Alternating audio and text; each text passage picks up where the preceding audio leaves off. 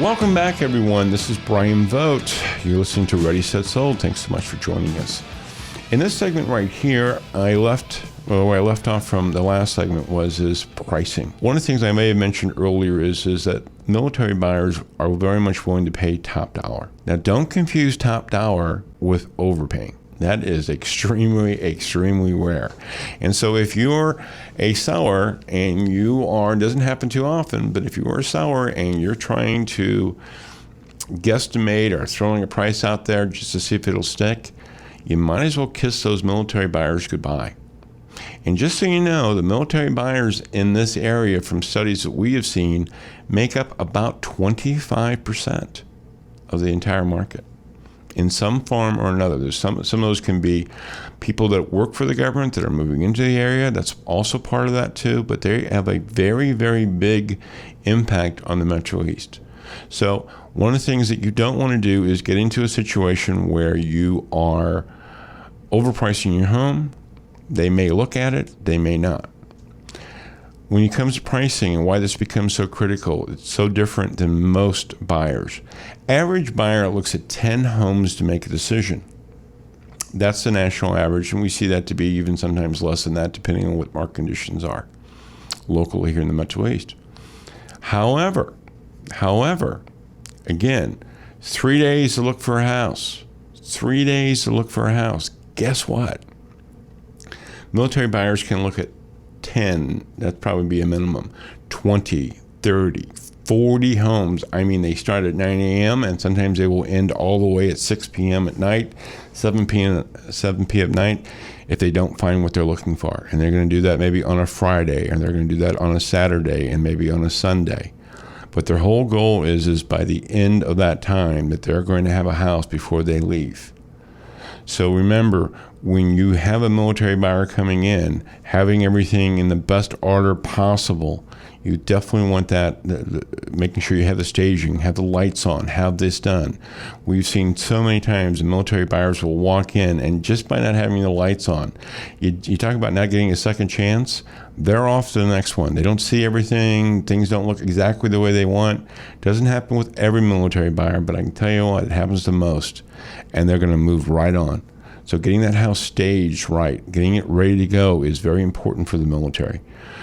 Get them out there the first time, because again, they literally, and we've seen this happen so many times, they may literally be looking at 10 more houses that day, and it's 2 o'clock in the afternoon when they come to your house.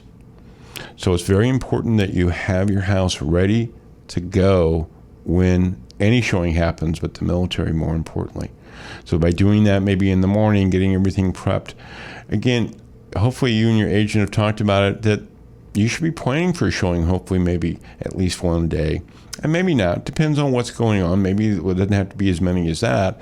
But always be prepared for that showing so you don't have to worry about trying to either cancel it or maybe the house isn't looking as good as it could. So that's important. The other aspect of it is when we talk about pricing is that we can also talking about what is resale value, and this is where that comes into play, and understand that military is looking at that.